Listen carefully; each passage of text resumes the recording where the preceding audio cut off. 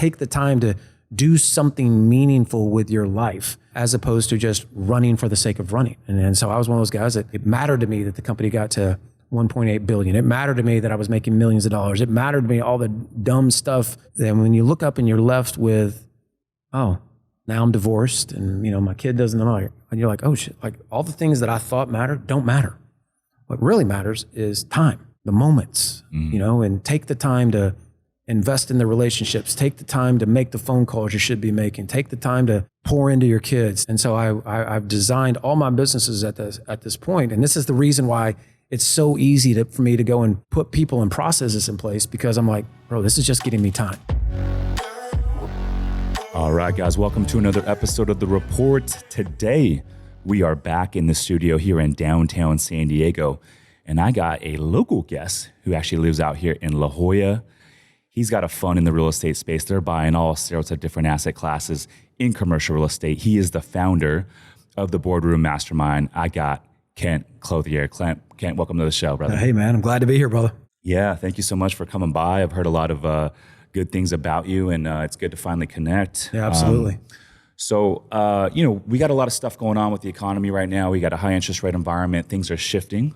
We got an election year coming up next year, and there's a lot of uncertainty out there. We heard a lot of bad news in the marketplace, but how are you being affected right now with all the stuff that's going on right now within your businesses? Look, man, some of the biggest opportunities lie in providing certainty to people in uncertain times. Right? You got to think about that. None of us have any kind of controls over whether it's rates, whether it's supply, whether it's demand. The world keeps going.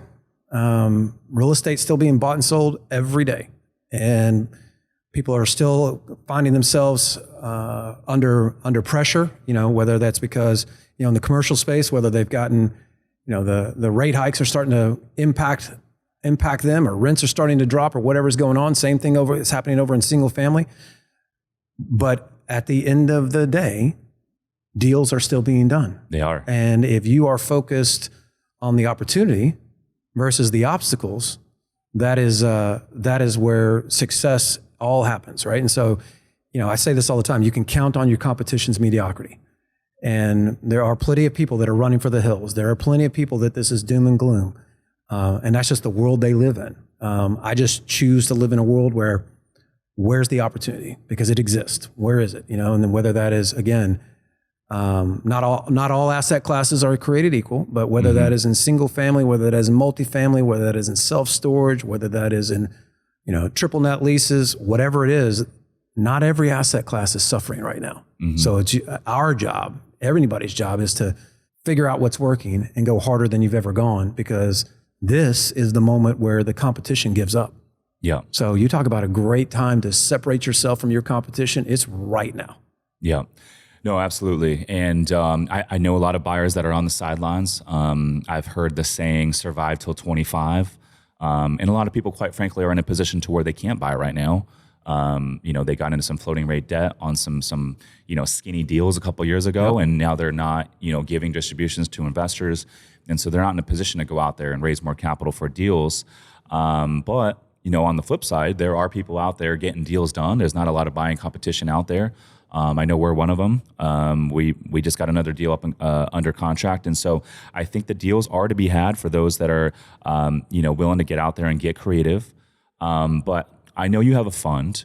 Tell me what kind of assets you guys currently own in this fund, and what are you guys targeting right now? What we're actually targeting right now, so it's two different things. We have the assets that we have right now are in multifamily, RV parks, self-storage, industrial. Got some stuff going on in hospitality. But where my focus is, our focus is definitely two areas. One, providing some of the debt, and in some cases some of the equity to some of the deals that we feel really strongly about. But equally, we're actually buying the assets is really hardcore in self-storage. Like that is an asset class that is on fire. And when you bump it right up against multifamily, you start to realize that, man, this thing prices the same way, acts the same way from a financial perspective, but comes with a lot less headaches. You don't have to deal with the tenants. You don't have to deal with all the challenges that are kind of inherent into the business model of multifamily. But you can still kind of get the same cap rates and same kind of opportunities with even less competition. Yeah. That is something that we really, really feel like we can do something I agree with you with the self-storage and multifamily. I think those two asset classes, and maybe you could throw mobile home parks in there, but it's like, all these companies boom and bust, right? The Kodaks, the BlackBerrys of the world, because technology is continually evolving. But if you look at multifamily and self-storage, it's like there will never be a replacement for two things: a place for people to sleep and a place for people to store their belongings. That's never going to go anywhere. Yeah. And so you could almost argue that it's an evergreen asset class. Yeah, and absolutely. even in downturns, like where, there's a lot of bad news out there right now, you could argue we are in a recession. Those asset classes perform very well even in downturns. Well, I mean, just think about it. I mean, it just makes perfect sense, right? If people are getting squeezed and we're being pushed more into kind of a rental nation, well, then certainly in those areas where that is wildly prevalent, so, I mean, it's all around you right here in downtown San Diego. I mean, got massive public storage being built all around here. And people need a place to put their stuff. And ironically, there's a lot of things they will give up on, but the thought of cutting that $150, $200 a month and having to go and move their crap is just that pain of disconnect. Like, no, I'm not willing to deal with that right now. Just leave it over there. It's just easier to leave it, easier to let it. And I mean, I've been guilty of it. When I first moved out to San Diego, I moved from Delray Beach, Florida, which is right around the area of Palm Beach. And, I put my house up for rent, rented it furnished, put all my stuff in storage. My wife and I moved out here. We're like, we're just going to give this a try for a couple of years, and literally just did one of those pods and stored ours. 2 years later, moved it out here.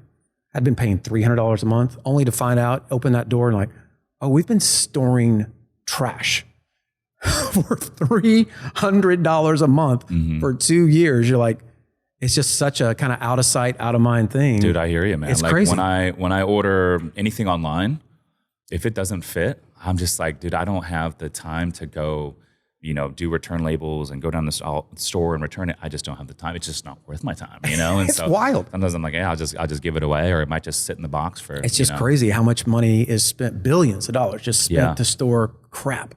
And you'll never get a better price per square foot when you think about it from a rental rate. It's like crazy. Sure. $100 rents you 80 square feet. It's like wild. So it's a pretty cool asset class. I've got really good partners over there that understand exactly how to find the assets that we're looking for, and definitely where most of my attention from an investment standpoint is focused. So tell me your role with your fund. Are you guys solely just bringing the capital, and are you partnering with GPs and operators within these different asset classes? Yes. You are. Okay. Yes. That's exactly what we do. And so you have a good operator in each of these asset classes that you like to work with, and you're solely focused on raising money for your fund, and then you're deciding where to place the money. That's it. I love that, because I think a lot of people get in this space and they think that they got to learn how to do it all.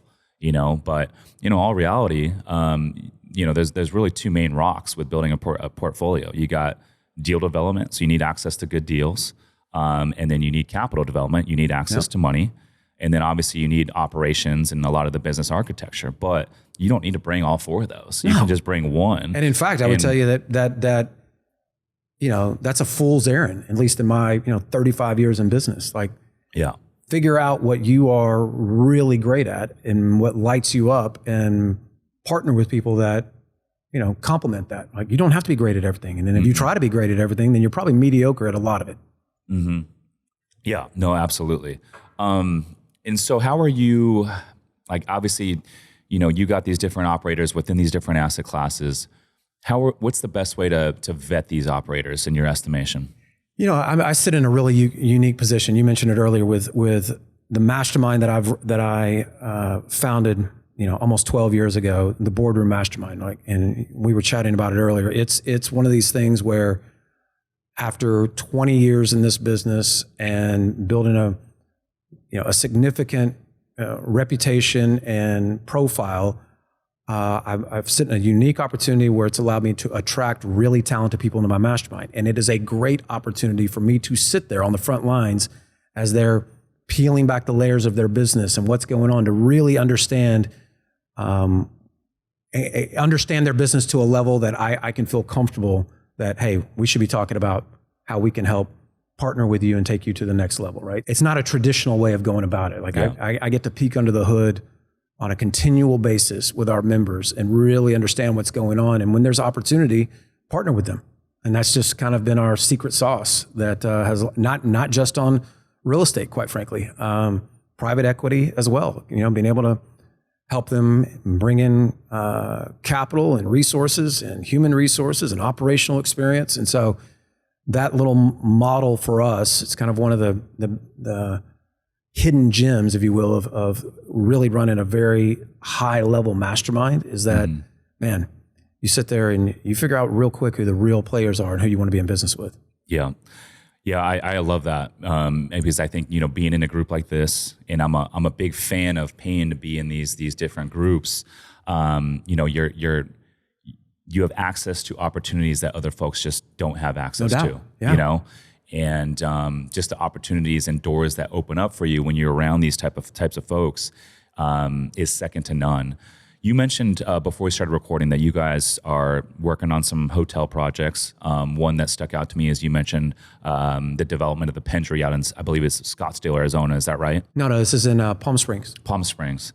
Tell me a little bit about the hotel stuff that you guys are partnering on. We're equity and debt partners in that. And the Pendry and the Montage is being built out there in Palm Springs. It's a massive development. We were brought in, our fund was brought in kind of in the last hour there, if you will. Really? They brought you in on the 12th hour? Yeah. And what was that conversation like? No, I mean, we were honored to be a part of the conversation. It's nothing short of that. I mean, we don't have any kind of really operational say or anything along those lines, but it is exciting for us to kind of be on the inside track and really understand how a project like that gets to the level. It is a residential development, obviously 2 hotels going on in there, all very, very high end in a very high profile area. It's still got several years to run its course, but it is something that, for me personally, to be able to attach our brand to those 2 very high profile brands, and the developer that is out there is a very high profile guy. And we're kind of, for me personally, it's an opportunity for me to kind of get some exposure to something and see something I've had no exposure up until this point, and has made us very, very confident as we've watched this unfold that we can continue down in that space. Yeah. Right. But it was kind of the perfect storm for us. Like we don't have to really do much more than bring some money. Yeah.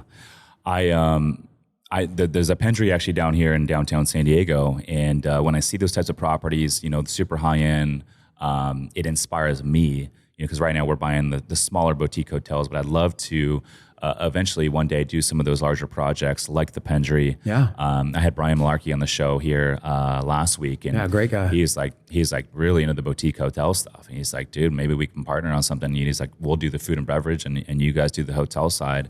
Talk about a guy that has impeccable taste. Yes, right? Really good taste. Reputation precedes him for sure. Yeah, and a good dude. But yeah, I'd love to do some of those projects. So when you mentioned the Pendry, I was like, man, that's pretty badass. That's gonna be cool to kind of see that whole thing. And then we got very similar situation. We got we were brought in on the Four Seasons residences that are going up in Vegas. Okay. Brought in again as a capital and equity partner, and so it's always interesting.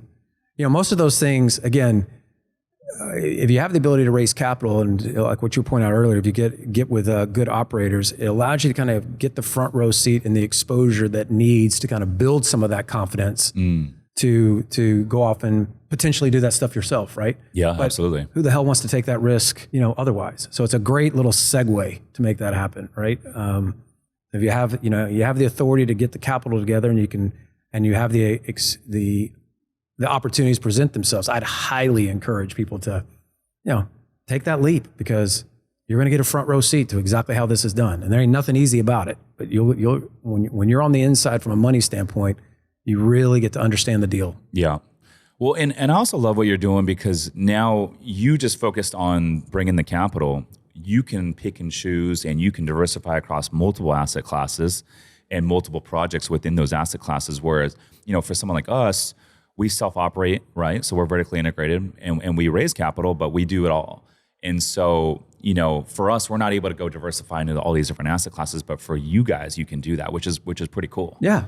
Well, I mean, everybody plays their role, right? And we're not going to go buy 5 asset classes because we need to get good at one. Because you're the operator, right? You're the kind of guy we bring money to because hey, they're highly focused, they're on it, they're going to pay attention, they're not going to allow it to get off the rails, and so it's a yin and yang, right? It absolutely complements what's going on, and it's different than traditional capital because traditional capital is just it is what it is. We want to know, like we're in it with you. We want to understand what the hell is going on. And we're betting on the jockey as much as we're betting on the asset. For sure. So you live in La Jolla. I had Grant Cardone on the show a few months ago, and he said he used to live in La Jolla for like 10 years. I'm curious, do you also buy real estate here locally? No. You do not? No. Interesting. How come? If you love real estate investing, passive income, and tax benefits, but don't have the time, my company, Summers Capital, is buying boutique hotels right now. We source the deals, we renovate the properties, and we even handle all the day-to-day management, making it truly hands-off for our investors. If you want to learn more to see if we can help you, visit summerscapital.com/invest to book a call with our team. Again, that's summerscapital.com/invest. Now back to the show. The economics, it just doesn't make sense. I mean, this is a place that I love everything about living in California. I love everything about, where I live there in La Jolla, get to walk to my office every day. The quality of life is just ungodly, right? But from a business perspective, there's an opportunity cost associated with investing in real estate in California versus other places. I can deploy my capital, personally and professional capital, in many other places where there's a significantly better return on investment, and return on, the business environment is much more conducive from a real estate perspective. So get to live where I want to live, but do not buy here. I mean, it would have to be an absolute no-brainer for me to actually buy any kind of single-family residence here. Yeah, and I agree with you in regards to like the landlord-tenant laws here. It's like, traditionally with a lot of, long-term rentals and all that sort of stuff, it makes a lot of sense to go into areas that have friendlier landlord-tenant laws. Well, you get a choice. I mean, your capital is not, you're a professional investor. And so I think about the odds of what are the odds that you actually live in the place that is heaven on earth, and it is also the very best place for you to buy real estate and create the highest rate of return for you. I mean, those two things that would be like 1 in a million. The reality, at least in my experience, has been, man, yeah, this is exactly where I want to live. Yeah. I don't want to live anywhere else for the rest of my life. With that being said, because of my real estate experience, I have places I can deploy my capital that I absolutely know are better from an opportunity cost than investing it here. And it sounds kind of disingenuous, but it's just a fact. Like, I get a choice of what I get to do with my money. And I got no problem, renting and supporting and opening businesses here and doing all this stuff, but I'm not going to necessarily buy real estate here because I know I can buy real estate other places. Yeah, I mean, so personally, I've invested in like 10 different markets around the country. A lot of those I still own in. Some of those I've bought and I've exited successfully. So I've kind of seen it all. And I think traditionally with a lot of long-term stuff, it's like, a lot of folks want to go into more conservative areas, friendlier landlord-tenant laws. Here in California, for example, it could take 9 months to get a tenant out. There's like literally websites dedicated to how to live rent-free and kind of skip the system with squatters. It's crazy. But I will say, a couple plays I do like. So with the boutique hotel stuff, we're actually targeting the opposite.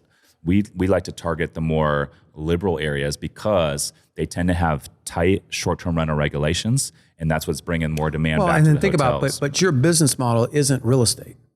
When you get into boutique hotels, that's hospitality. Yeah. Right. And so I own businesses here. That is a business. It's owning a business in the real estate. Right. Exactly. That's basically what it is. Like if you were going to go buy a long-term rental here, if that was your core business, like it is mine, that would be different set of circumstances. I totally agree with you. Like if I was in the hotel business and was something this is as good as it gets, right? You want boutique properties that are in amazing areas that people want to vacation to and want to spend time in. I mean, you can charge like absolutely, but the business models, I mean, every asset class, every business model is a little different. What I was specifically talking about is would I buy any kind of long-term rentals, certainly single family out here? Not a chance. Do you own your house in La Jolla? No. You rent? Okay. Yeah. I actually rent too where I live. Yeah. You know, a lot of people, and this is an argument that a lot of people, you know, I hear both sides of it, but for me personally, I think right now in San Diego, it's a lot cheaper to rent. There's no doubt. A lot cheaper. I live in a $7 million house. Okay, if I was going to rent that, I mean, if I was going to own that versus renting, I mean, I've done the math. What's your rent for that? I'd rather not say, but it's a lot. Okay. Because for example, where I live, my rent's about $12K, and it's like a high rise, like a penthouse overlooking the bay and all that. But if I was to buy that, it would probably be a $3.5 million place. I would put 10, 15, 20% down. So now you're $600K out of pocket. And then an HOA in a building like that's probably going to be $1,500. Property taxes, the way rates are right now, no doubt, it'd be $600K down and probably $20,000 to $23,000 a month in, you know, property taxes, PITI, right? Yeah. But instead, I moved in for a $500 deposit. They gave me my first month's free, and my rent's $12K. And then guess what? When I get bored and I'm ready to move on to the next thing, I just give them the keys and I'm out of there. I don't have to worry about selling it. From a maintenance perspective, no and maintenance, all that stuff, right? Yeah. And so for me, it's like when I do the math and I look at it that way, it makes so much more sense to rent. And I will tell you, because I've heard Grant talk about this before, and I think kind of what gets lost in the sauce when he talks about it is this perfectly makes sense if you run an active real estate business, because most people, they don't get the benefit. You know, they look at their property, their home, and they're trying to take advantage of whatever it is, you know, whether it's the tax break or the appreciation, and it's not making them any money, but they're betting on that, you know, over the course of time, it's going to go up in value and maybe they can refinance and unlock some of that equity, or that they can eventually sell it. All of that is true, but it doesn't have to be for your primary residence. Like if you were renting here and you weren't in the real estate business, I'm not sure we'd be having the same conversation. Right. That's a very good point. Right. Like because I get the depreciation from all these other properties, I get the cash flow. It's like, yes, I can rent where I live, but I can take advantage of all these other properties. That's exactly the same place and then use that. I don't need my primary to do that for me. Yes. Right. I can rent where I want, but because I have real estate in all these other places, you know, that do all the things that real estate is beautiful for, does it for me without it having to be my primary residence. Yeah. I want to switch gears here and talk a little bit more about just kind of the business side of everything that, you know, we're doing as entrepreneurs. But for a lot of the folks out there that, you know, maybe they didn't grow up as an entrepreneur, maybe they grew up as a W-2 employee like myself before I got into real estate investing and entrepreneurship. What is the best way for someone to learn how to become an entrepreneur, a business owner, become a leader and that sort of thing if they don't have the background? That's a great question, man. I would tell you that, look, I was born and raised to be an entrepreneur. Literally, you know, started in business when I was 17 and built a company with a lot of help, but built a company to $1.8 billion a year by the time I was 30. And so my entrepreneurial journey has been very different than most. But along that way, you know, I'm 53 now, so as I've gotten older and helped a lot of people, I've certainly come to appreciate that not everybody just gets it from the ground up, right? Not everybody came through that way. And so, but I think there's a lot to be said for that. And I think that the best way to go about it is to get just enough information, and I'm saying this very deliberately, get just enough information to take a leap. You know, you don't want to be a blind fool, but you want to educate yourself enough that you take action. You know, the world is filled with overeducated broke people when it comes to entrepreneurship. People that get stuck in the YouTube videos and the podcast and the books and everything else, and they think that there's just one more secret that they need to unlock before they actually take some kind of leap.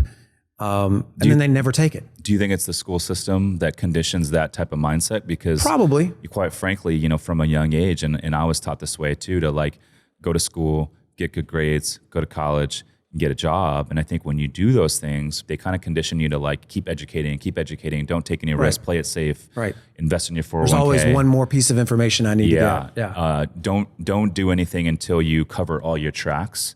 And so do you think like what you're alluding to, and I agree, stems from all that conditioning from a young age? Of course. I mean, it's all around you. I mean, it's all the power, whether it's in the education system or in the media, friends, family, that are all the product of the same thing. Everybody's basically, they think they're helping you, but what they're actually doing is they're telling you, hey, be careful, don't do this. Are you sure you know what you're doing? Like all that thing just kind of reinforces this disbelief. And the reality of this is that, when you really think about what's going on in the human brain, we learn by doing, right? Like that's where you really learn. And whether a child, whatever, you can tell a child, don't touch, don't jump off that coffee table as much as you want. But you know how they're really going to learn? It's the first time they step up on that thing and jump, and then they'll never do it again, right? It's just words until it actually, that's the way business is, right? And I can tell you that, here's the best advice I can give somebody is, if you wanted to be a great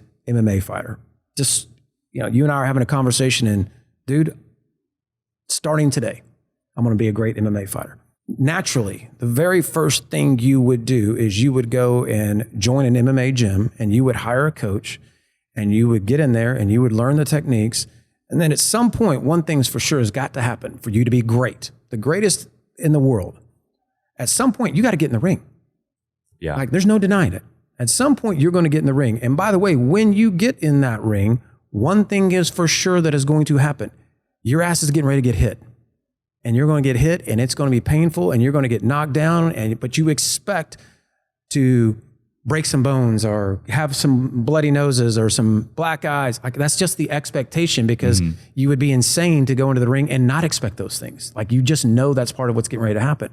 And equally, when all those things happen and you get choked out, you're going to get up and you're going to go back to the corner. You're going to talk to your coach. You can maybe watch some film or whatever, some tape, and then you're going to go right back in there. And if you do that thousands and thousands of times, that's the path to become great.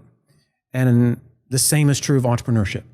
Yeah. I think too many people expect to become a great MMA fighter or a great entrepreneur by reading the books, watching the YouTube videos, or listening to podcasts.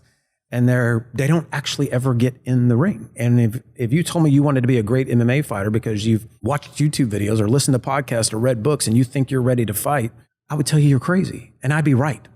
And I just think that you get enough information to feel comfortable to get in the ring, and you're prepared to get hit, and you're prepared to fight through it, and you're prepared to keep moving forward, and you look at every one of those hits and every time you get choked out as just another lesson on your journey to becoming great. I think that's the way great entrepreneurs are built. I think that when people come in, like I said, a lot of very overeducated, broke people, but I can tell you what, I have absolutely seen in my experience some wildly, wildly rich and successful and inspiring dipshits that had nothing to do with. Don't have much education. Don't have any education. Yeah. But what they weren't afraid of is getting in the ring. Yeah. And they learned along the way, and it just made them better and better and better. And it reinforced their attitude. Well, it's almost like that individual that you're alluding to that didn't go to college, didn't have the education. It's almost like they have nothing to lose. That's me. Right? And then that gives them the confidence to just go out and try something new, because they're like, well, what's the worst that can happen? I'm going to end up where I'm at right now, and I have nothing anyways. For sure tell you, I have learned much more, building that almost $2 billion a year business and then losing it all in 2 months or in 2 years. And being absolutely devastated, humbled like I would not wish on my worst enemy, being suicidal, and then fighting through that and getting back on top. That taught me more about who I am and what I'm made of, and that, to your point, to be fearless, and has made me much more powerful than I ever would by reading a book. And I wouldn't, my hope is that nobody would have to go through the extremes like that, but there's no denying that getting in the game and taking the hits and the agony of defeat and the rise to, all of that is part of it. You're never going to get that if you don't get in the game. Yeah, I agree. I feel like the books are great when you're exploring like, okay, this new thing, and like, is this something I want to pursue? Because, you know, there's a lot of good books out there, right? If someone went through 30, 40 years of making mistakes and failures and figuring out a way to get to the top, and then they condense it into a 5-hour read, and like you can pick that up for $20, I think that's great information. But, you know, you educate yourself, you read all these books, listen to the podcast, and then at a certain point, it's like, okay, now you need to take action. Well, and I think, you know what I mean? I think you just nailed one thing that I think is worth stressing, is that it's great for information. Mm-hmm. But, you know, going back to the example I was using earlier, there's no price. I mean, the fast track to being successful is gaining somebody else's insight, right? So information is that, but getting in the game, you know, is a big deal. But equally along the way, at some point, if you look at the greatest athletes, anybody in the world, they have a coach, they have a mentor, somebody that has this unbelievable insight that shortens that learning curve and helps them look around corners, or helps them, whatever it is, as fast as you can get to a place where you can get somebody in your world that can give you that insight, man, it's the secret. It is 100% the secret. Now, how important is the feedback loop? Because some feedback loops are very long, some are very short, and then some are kind of in between, like you alluded to, the MMA fighter, right? And some of these bigger MMA fighters, they might only fight 1 or 2 fights a year. And so if you lose a fight and your next fight's not for 9 months, it's like, fuck, that's a long feedback loop of training and training and training. And then you don't get to test it out for 9 months, maybe even 12 months. Yeah. I mean, shit, look at Conor McGregor. When's the last time he fought? Probably like 2.5 years, you know? And so that's a long feedback loop in my estimation, versus some of these, you know, smaller businesses to where, hey, let's go test this marketing scheme, and you'll find out that week if it works. Right. That's a very short feedback loop. And if it doesn't work, you can pivot and try something else. Yeah, totally. And maybe that doesn't work either, but 3-4 weeks down the road, you find something, and then you're like, okay, this works. You get that positive feedback loop, the reinforcement. You're like, okay, this is the direction we're going. I think you nailed it, man. Hey guys, real quick, the only way this show grows, the only way we continue to bring on bigger and better guests, is if you guys rate, review, and share the show. So if you could take 2 seconds or the click of the thumb to review on Apple or Spotify, it will mean the world to me. But more importantly, we'll be able to reach more entrepreneurs and more real estate investors and help them build wealth through this podcast. Now back to the show. I think you nailed it. I think that when you're starting out, the faster that loop is in an effort, you know, the win, I think it's the positioning of the mental win. To your point, that the faster that feedback loop is, then the mental win, the momentum that is gained, kind of starts building that momentum that is very, very important, you know, on the journey. And so, you know, if your first deal is just, you have no validation coming out of the gate. Yeah. That's probably not the route, right? And you know, that's why when you see people that the very first thing they go do is they go buy a rental property or a couple rental properties, you know, single family, and then they look up and, oh man, I'm not making any money. This thing doesn't cash flow. You know, this isn't.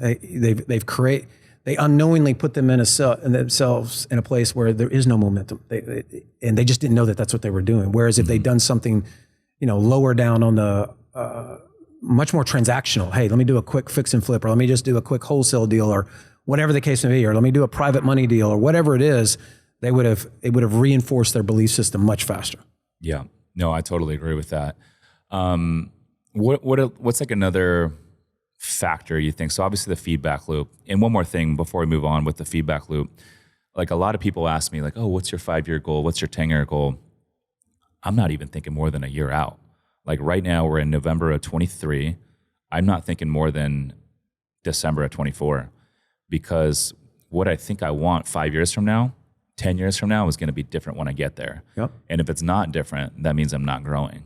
Right. And so I'm like, I'm not even going to bother thinking that far out. But society is like, oh, what's your 5-year vision? What's your 10-year vision? I'll give you another way to think. What are your thoughts on that? Yeah, I'll give you another way to think about it. I think that it depends on where you are in your journey, right? And then, you know, when you get to a company that's the size of mine, as the CEO, it is my job to be thinking 3 and 5 years down the line, right? And trying to understand what this is capable of being. Mm-hmm. With that being said, you know, the guys that run each one of my organizations, guys and girls, it is definitely their job to be thinking much shorter term, right? And so I think it evolves. The bigger the organization gets, the more opportunity it gets. As the CEO, you do have to have a little bit longer term vision and understanding. But you'll have people around you that are much more 1 year timeline, 6 months, like they're very much, because they're highly tactical, right? They're your integrators, those guys and girls that are getting it done. You'll find that the more, as a CEO, at least in my experience, your head is up, the more the world is going to serve you up the opportunities that make sense for you. I would think about it this way. When I drove over here today from La Jolla, the very first thing I did when I got in the car was put the address in here. Mm-hmm. I'm sure you do that, 10 times a week, right? Where I'm going to a restaurant or whatever. What I sure as hell did not do was just drive down here and say, hey, I know they're downtown, Little Italy. I'll just drive around and figure it out. I'll find them. And I think what people do is that's the way they run their businesses. They drive around and they just think they'll know what success looks like when they get to it, and which means that they're wildly opportunistic in the moment. Where if they took the time to just say, hey, this is what the destination looks like for me in the next 2 or 3 years. This is what success looks like, and give it a definition. Then they would find that it's infinitely easier in my, doing this for years, it becomes infinitely easier to get the turn-by-turn directions to get there. If you actually have a destination in mind, like this is and I'm not talking necessarily revenue goals or profit goals. I'm talking about like, hey, what do I want my life to look like? Mm-hmm. Who do I want to spend my time with? What do I want my day to look like? What do I want my year to look like? What are the places? What are the moments I want to collect?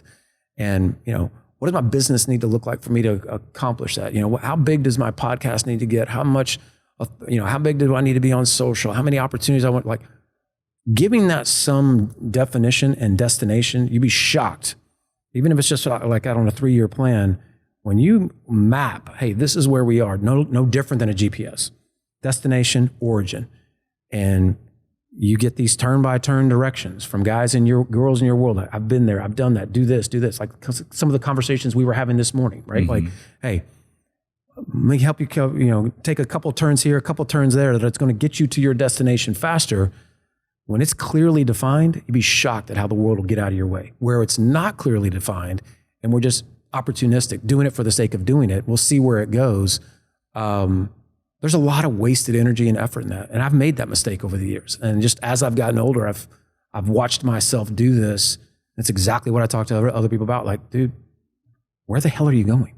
Like, you would never do this in any other area of your life. So why are you doing it on the biggest decisions in your life? Literally on the most mundane decisions, day in and day out.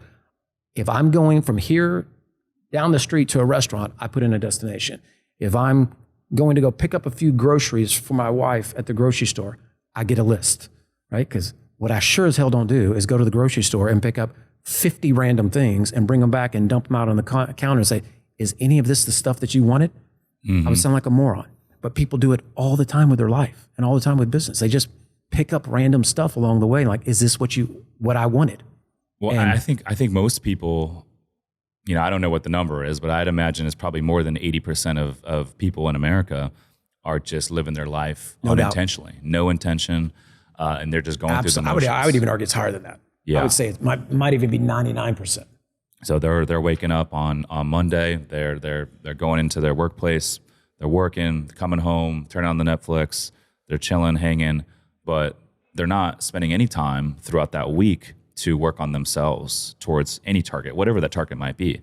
For everyone it's different, but like that's something that, for me at least, that's something that I had to train myself because they don't teach that. They don't teach that in school growing up. Society doesn't push that at all. And so it's like even in today's environment, I still catch myself like doing all these things where I'm like, hold on, I need to focus on things that are going to move the needle, right?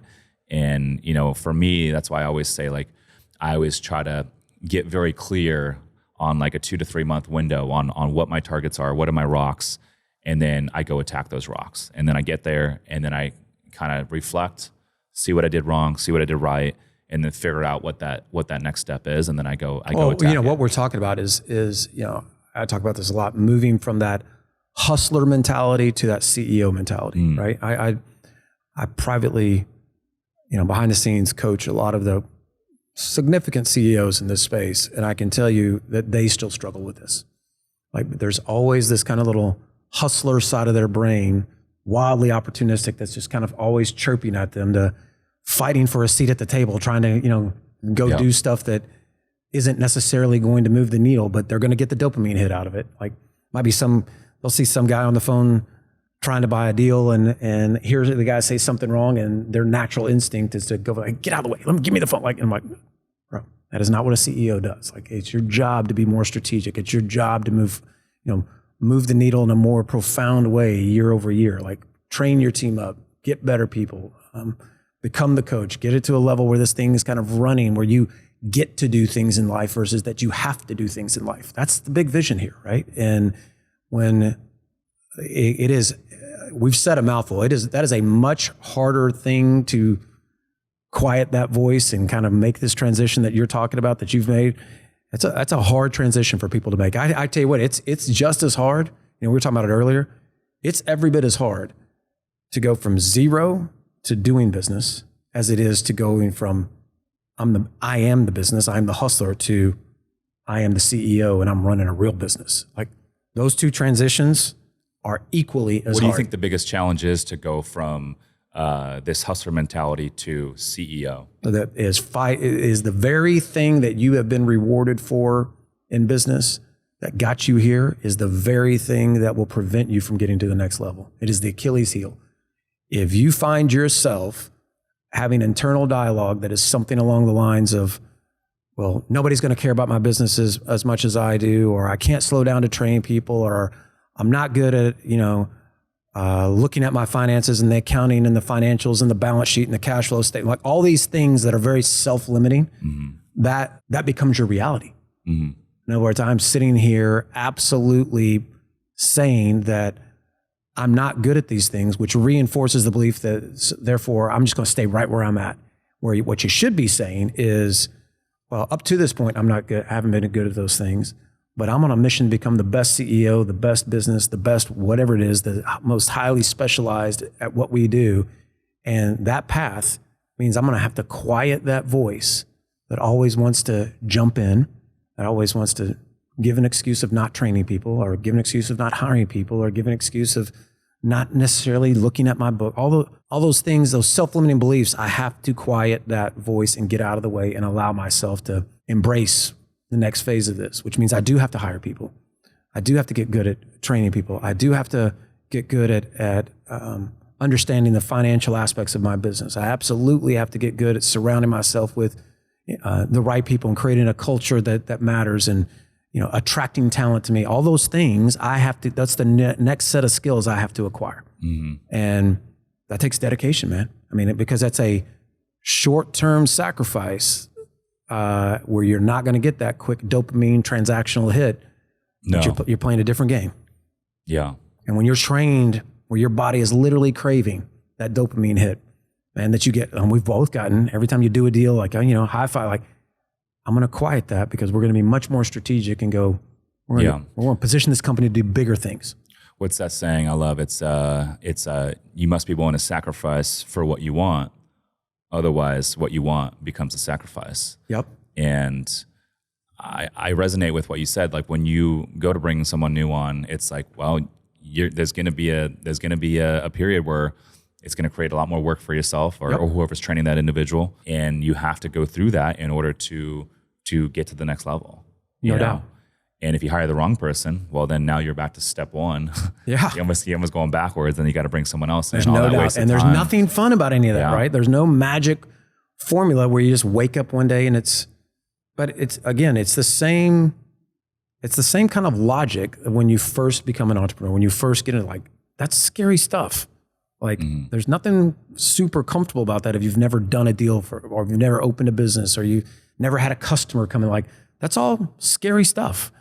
Is it all going to happen? And then once you kind of build that momentum and figure out it has happened, but the business is still you, well, now the next step is, okay, well, now I actually have to rise above this. And it really boils down to what's going on in between your ears. It's like, man, look, congratulations, you have solved the income challenge. Like, you are completely self-sustaining, and most in America will never get that opportunity.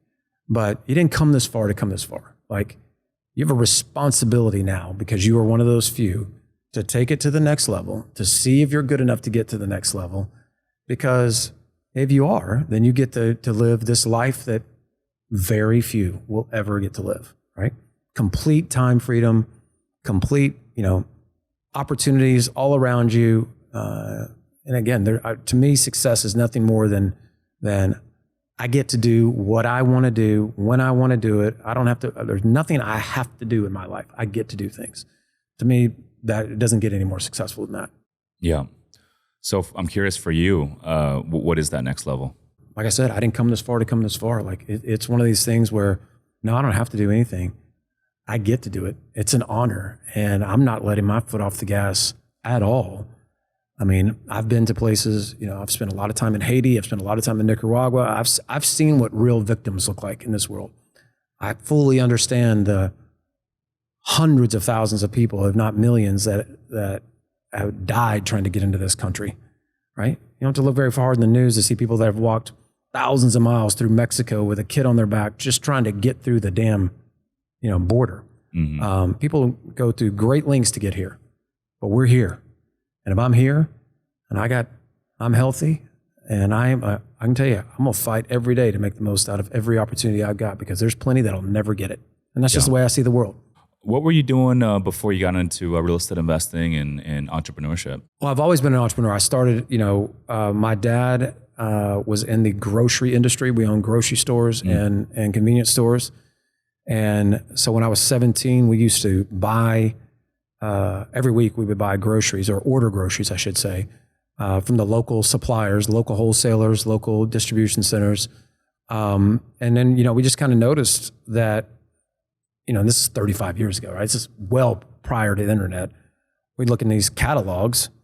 I mean, this guy is selling us this item for $40 a case, and the same item over here, this guy's selling it to us for $80 a case. I bought it over here for 40, and then I went over here and sold it to this guy for 70. This little arbitrage thing would work and so that was the business that kicked off. And before I knew it, 23 years old, we're doing $50 million a year that way. 26, 300 million, 28, 800 million, 30, 1.8 billion. And so we started in Memphis, and then a much bigger competitor bought us out of South Florida, moved me down to South Florida, and I took over that whole operation down there. And, that's all I knew. And ironically, it's pretty screwed up when I look back at it now, because, from 17 to 30, I'd never failed. Mm-hmm. Not only did I not fail, bro, I was making millions of dollars. I had a house on the Intracoastal down there, the jet skis, all the cars. Thank God social media wasn't around back then, because I 100% would have been the douchebag we all make fun of, right?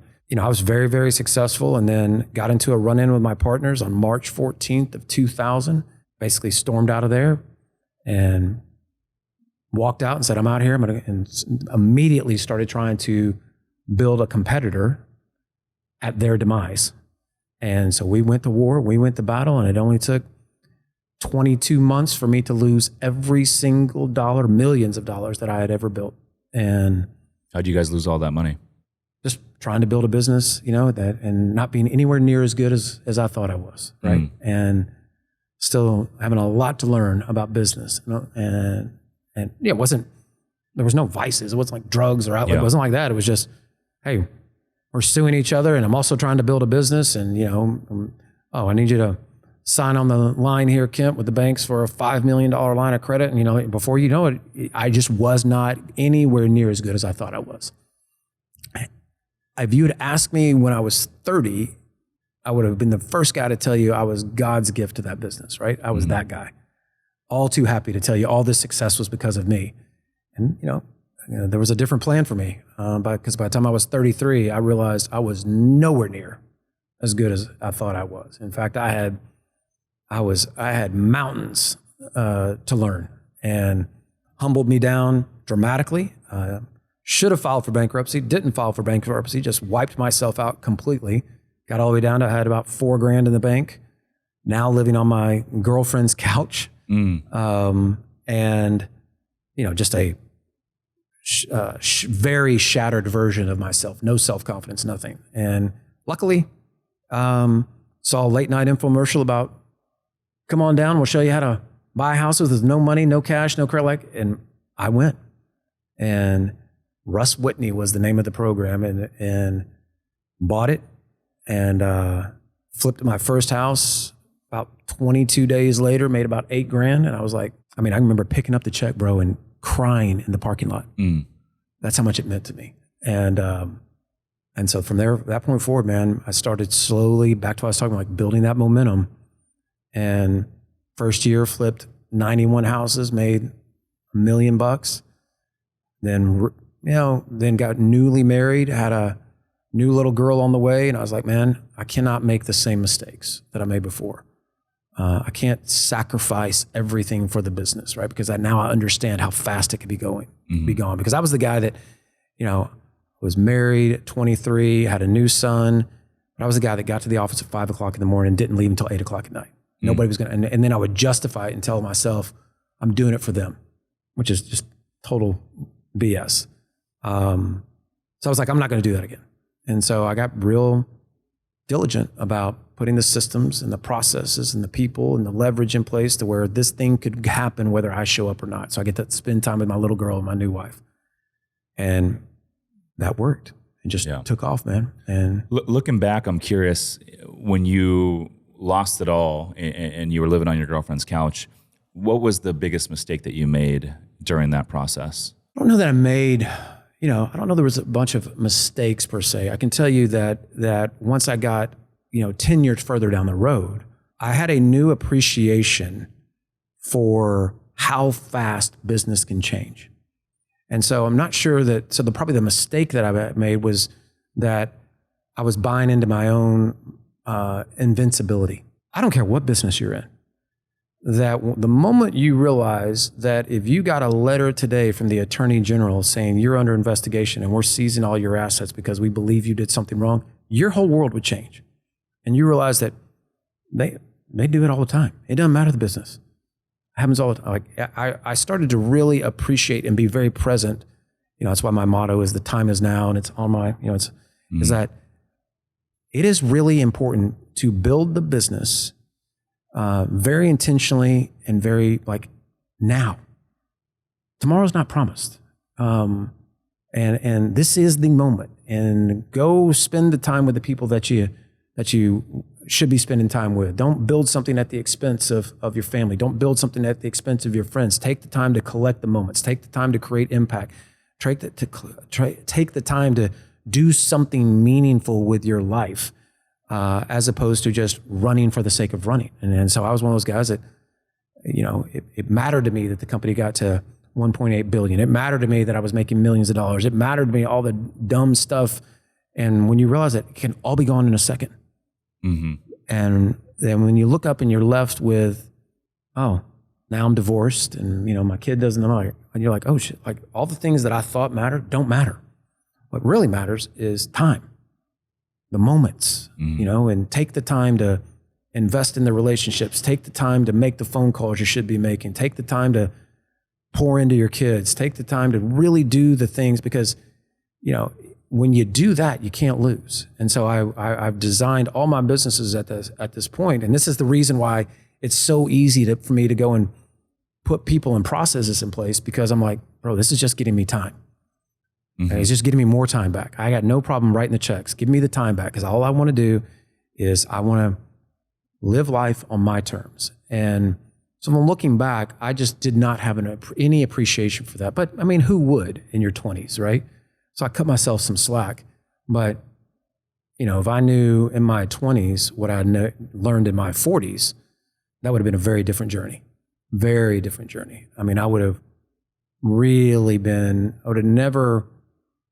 I would have gone just as hard, but I would have been just as intentional, much more intentional with the people, the relationships, my wife, my kids, those things. You just don't get any of it back. And it sounds super cliche to say, but it's just true. Yeah. It's just true. If you could go back and tell your 30-year-old self back there in Florida one piece of advice, what would it be? Exactly that. Pay attention. The time is now. You're never going to be at this moment ever again. Are you making the most of it? Not just professionally, personally. You know, are you justifying missing your son's soccer game? Are you justifying missing this or that, whatever? Because you keep telling yourself, well, I'm doing it for the greater good. Yeah. And that's what us as men, that's what we do. Like, and that's, that would be it. Like, stop. That is just nonsense. It is not true. It is all what you need to be focused on. You can have it all. Just invest in the people that matter, because you're never going to get this moment in time with them ever again. You know, before you know it, your son's going to be 30 years old running part of your real estate company. Like, it's like, happens like that, bro. Yeah. But that would be the advice. I mean, I have no regrets. I mean, everything was a learning lesson along the way. I wouldn't be the guy I am today and have the perspective I have today if I hadn't gone through that, right? If I just kept on that trajectory, God only knows, right? But I feel very grateful that losing that put me in the perfect headspace to be a better man. Yeah. I'm curious with, you know, everything you're doing now with the real estate investing, but also, you know, within your businesses, you know, for someone out there that's listening to this and maybe they're looking to get into real estate investing, but, you know, they want to start a business as well. Do you think that someone should have a business or two to complement the real estate investing, or do you think they should only focus on the real estate investing first before they go and branch out? Well, no. I definitely think that go start a real estate investing business where it is the core focus. And what I mean by that is that the lowest barrier of entry is basically getting in and wholesaling houses, right? And so if you can create a machine that produces opportunities for you through marketing, where sellers are, you know, actively engaging with you and looking for an opportunity to sell their property for cash, if you can create that one thing, then the rest of it kind of takes care of itself. So in other words, your first business that you're in is becoming a good marketer at creating those leads. And then the offshoot of that is, well, now I understand how to quickly flip those contracts with no risk, no exposure. I don't have to and I can make money doing that. And then very quickly what spins off of that is, well, now I've built up some capital. So now not only can I do that, but I could easily go and take these down and do a rehab with it. Right. And then maybe if I want to, then now the next level is, well, now I can add them to a rental portfolio. And now as I've built up some capital and I've built up my balance sheet, well, now I can start getting into multifamily and other. But the very first thing is, to me, if you were getting started in this business, is you have to be good at generating the opportunity, because that is kind of the linchpin that creates everything else. If you're just starting out. Now, if you have connections and you have lots of capital and you just want to come in and play a passive investor, limited partner. I mean, that's not what I'm talking about. I'm talking about, like, I want to figure out how to make some money, learn along the way, and build it one step at a time. That's the way to do that. I love that you said the first business should be learning how to market and drive leads. That's pretty powerful, because if you have the warm leads, you'll figure the rest out. That's exactly right. You're going to have to. You're going to have to. That's a good problem to have. You have to monetize the leads, but if you try to go the other direction, then it's really hard to work backwards at that point. You have to be good at marketing. That is your first job in this business. Absolutely. On creating buyers and creating sellers. You can do those two things, you will make money. So with the marketing, you know, with today's age, obviously we got social media platforms, and you got YouTube, and you got podcasts like this. It's never been easier to market yourself.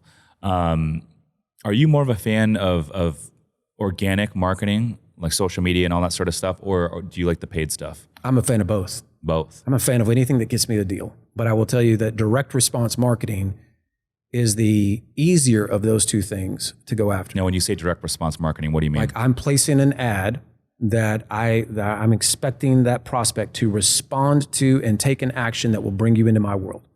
Like, that is the intention of what I'm doing.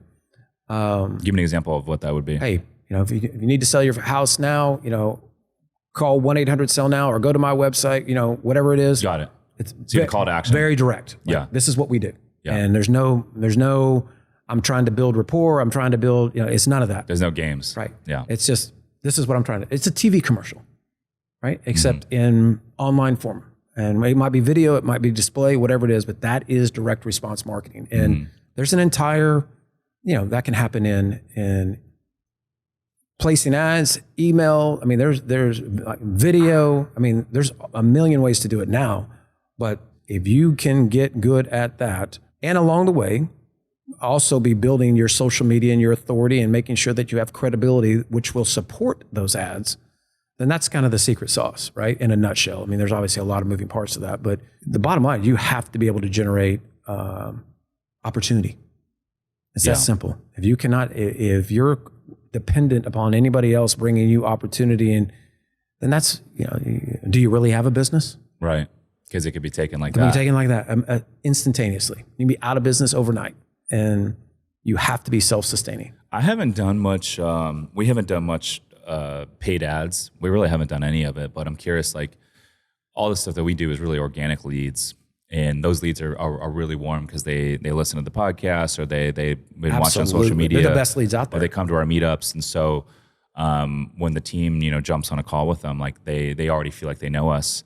And often they do know us already, but I'm curious with the paid stuff, is the conversion a lot lower because they don't already know you? Yeah, I mean, no doubt. I mean, it will always be easier to convert a warm lead. Cold traffic is always going to be more challenging, but it is certainly not.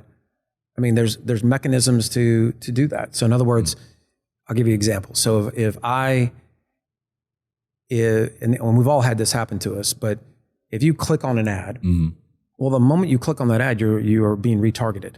And so now you've dropped into a process, if the marketer knows what they're doing, that it now is going to follow you all over the internet. So if you go to YouTube, you're now going to see my YouTube videos. They're going to be in your feed. If you go to Instagram, I'm going to be in your feed. If you go to Facebook, I'm going to be in your feed. And basically, we're trying to create that warm, like, posturing where you're starting to get to know me, and I'm starting to be omnipresent around you, that will eventually make you take the action if you didn't already take it. So it's not like it's just one and done. If you even click on that ad, if you didn't even make it to the page to actually fill out the form, a smart marketer is now following you. Amazon does this, every brand does this, where they're now controlling what you see at some level, to make sure that they're kind of moving you further down that decision tree, where now, oh man, I keep seeing this guy everywhere, man. He's just always, it seems like his podcast is everywhere. It seems like his videos are like, well, they're not everywhere. They're just everywhere you are. Yeah. And it's great because sometimes, like, I'll be at home just having a conversation about whatever. Maybe it's, I don't know, a new car, for example. And I feel like something picks that up. Yeah, of course. Next thing I open the phone and I'm getting cookied with that new car, happened whatever to me. It might be. It happened to you yesterday. I had a guy that was talking to me about senior living facilities and what he's investing in, one of my coaching clients, and we were just talking through it. And I'll be damned if literally within 2 hours, everything I'm seeing on my news feed is now about senior care facilities. Even the news, like I'm like, this is wild. Like, this has never been on my radar at all. We haven't had this conversation, and all of a sudden I have it, and now it's coincidental that 2 hours later everything is about this particular sector. No way. They're always listening. Yeah, absolutely. I'm curious to see kind of where marketing will go, social media and all the online stuff, where it will kind of navigate over the next 5 years. I think everything's going that direction. It's exciting, man. Everything's going onto the cell phone. I still have like DirecTV, every now and then. I don't watch a lot of TV, but every now and then I want to put the game on. I can do that. But, I'm flipping through these channels. I'm like, fuck, does anyone still watch this? Well, you have to keep in mind, dude, that 47% of the U.S. homes right now are owned by somebody over the age of 55. Okay. That's 50% of the population, bro. Yeah. Or 50% of the homeowners, right? And so that's 50% of the affluent. If you think they have left legacy TV in whole, you're crazy. There's no way, 55 to 85 is just all doing it the way we do it. That's true. That's a good point. It's just not, because they grew up with direct mail. They grew up with television. They grew up with radio, right? They grew up with, and I mean, the internet to them is still fairly new, much less internet, social media, Web 2, and so are they on it? Of course. But is it like, do they still watch the local news? Absolutely. Do they still keep their cable TV on Fox News all day long or CNN? Absolutely. And so there's no doubt there's an audience there. How much longer? Probably got 20 or 30 years before it's just that legacy media it's definitely going in the wrong direction. If you were in legacy media, that is not the direction you want to be going. But that's the reason why you see Disney and all those companies like moving to the subscription model for ESPN Plus or because they're not relying on the advertisers anymore because they know it's a ticking time bomb. That's interesting. Yeah, it's interesting to think about. I mean, because ESPN Plus and all these apps, Discovery, they all got the paid subscriptions now. That's why. So I'd be curious to kind of see where that navigates because you'd have to imagine a lot of those broadcast channels are going to start to kind of fall off, right? Yeah, they're going to hemorrhage. I mean, they'll just get. I mean, think about it. ABC, one of the biggest, is owned by Disney. NBC is owned by Comcast. Dude, I saw like an org chart the other day, and it showed like 100 of these channels and who they're all owned by. It was crazy because consolidation is just going to happen. It was like 4 or 5 players that owned all 100 of them. Yeah, and that's what's happening. It'll just get scooped up, and then that whole business model is changing, but will be the metamorphosis will be done. And then it's like this is the way you'll consume information now. You won't do it over broadcast. Yeah, absolutely. Well, Kent, it's been a pleasure having you on the show, my man. I appreciate you taking the time and you being local in La Jolla. We got to hang a little bit. Yeah, I'd love to. He's Kent Clothier. I'm Rich Summers. Listeners, thanks for tuning in. We'll see you in the next one. Peace.